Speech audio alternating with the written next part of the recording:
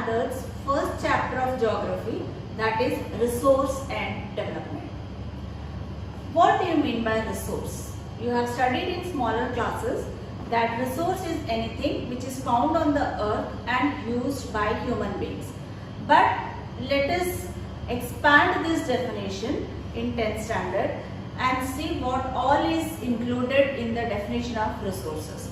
So anything which is found on the earth and useful for human being, provided it is technologically accessible, economically feasible and culturally acceptable, is called as a resource. So the resource should be such that we are easily able to access it through technology. So resources, if we can easily access through technology, then only it will become a resource. If we get monetary benefit out of it, it is a resource. And if it is accepted by our culture tradition, then it becomes a resource. So resource is something which is found on earth and satisfy the human needs, provided it is technologically accessible, economically feasible and culturally acceptable. Now there is a perfect dependence of human beings with nature, technology and institution. The human beings uses technology to exploit the nature and then use that to form an institution. So there is an interdependence between humans, nature, technology and institution. All of you know that the resources are classified into three categories: natural resource, man-made resource and human resource. Here we are going to lay emphasis on natural resources. So anything which is found in nature is called as natural resource. There are so many natural resources: air, water, land, animals, plants, birds. So let us classify all these natural resources on various categories. On the basis of origin, natural resources can be classified as biotic and abiotic. As the name suggests, biotic means living things and abiotic means non-living things. So any resource which is having life, plants, animals, birds, all are considered as biotic resource, and all the non-living things like minerals, soil, air, water, all are included in abiotic resource. All the things which are made by human beings using the biotic resource are also comes under the category of abiotic resources. The factories, buildings, roads, all can also come under the abiotic category. Then on the basis of exhaustibility, the resources are classified as renewable and non-renewable resources. Any resource which can be replenished again and again is called as renewable resource. Anything which we cannot replenish is called as non-renewable resource. Renewable resources include solar energy, wind energy, geothermal energy. And non-renewable resources include fossil fuels, coal, petroleum, natural gas. Once exhausted, we cannot replenish them. Then on the basis of ownership, resources are classified as individual, community, national and international. Any property which is owned by an individual, his own land, his own car, his own house, is termed as individual resource. This is based on ownership. Any resource which is used by whole community is called as community resource. Parks, cinema theaters, playgrounds, beaches, all are owned by the whole community. So that comes under community resource. Basically or technically, everything which is present in a nation, all resources belong to the nation. So as such, everything is a national resource. If a farmer is cultivating a land, but that land is required by the government for some construction purposes which will be benefit for a larger society, the government can ask that land from the farmer, because basically everything belongs to the government. So national resource is that resource which belongs to government.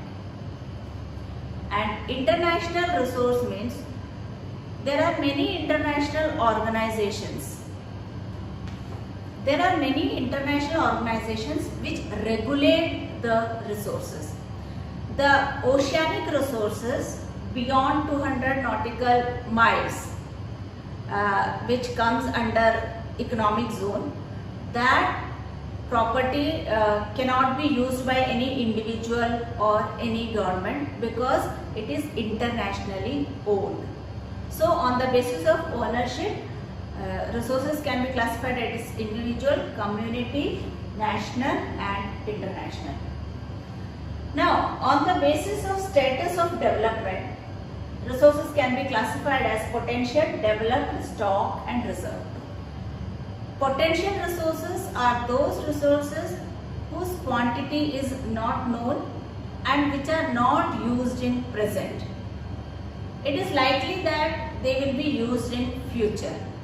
Like in Rajasthan and Gujarat, the wind energy has not been put to much use.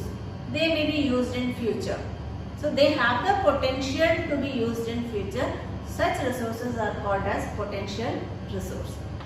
Developed resource are those resources whose quantity we know and we are using it. The soil which we are using for agriculture, that is a developed resource. Stock means there is potentiality of the resource to be used in future. We are not using it now because of lack of technology. Once technology is developed, it will be used in future. The example of stock is, we all of us know that water is made up of hydrogen and oxygen. Even though we know that it is made up of hydrogen and oxygen, we don't have the technology to mix hydrogen and oxygen and make it water. That means it is not developed. Now the fourth category is reserve. Reserve means it is a subset of stock. We have enough reserves of coal, petroleum maybe, but it is not used at present. It will be used in future. We don't have the technological know-how to use this. Once technology is developed, this can be used in future. The fourth category is reserves. Reserves is a subset of stock. We know the technical know-how, how to use it, but we have not fully used it. Like we know how to generate electricity or hydroelectric power using the dams. But in some areas only we have developed it, we have not developed it fully. So we have kept the reserves for the future use. Same is the case with forest. There can be many things which we can do out of forest, but the reserves are kept for the future. It was considered that resource is a free gift of nature, so human can use it as they want. And because of this notion, the development without having any concern for the nature, that created so many problems. One of the problem was depletion of resources for satisfying the greed of few individuals. There is a very few section of people who is owning most of the resources. So only this greed of some individuals are getting satisfied by the use of these resources. Then same is the case with there is a very small percentage of rich people, and all the resources are accumulated in their hand, because of which the society is divided into rich and poor, or haves and have-nots. Then the indiscriminate use of resource has also led to global economic ecological crisis. Global warming, you might have heard about global warming, ozone layer depletion, then land degradation, environmental pollution. All things are occurring because of indiscriminate use of resources. So the need of the hour is to use the resources in a planned way so that the benefit of resources is shared by all the people living on the earth.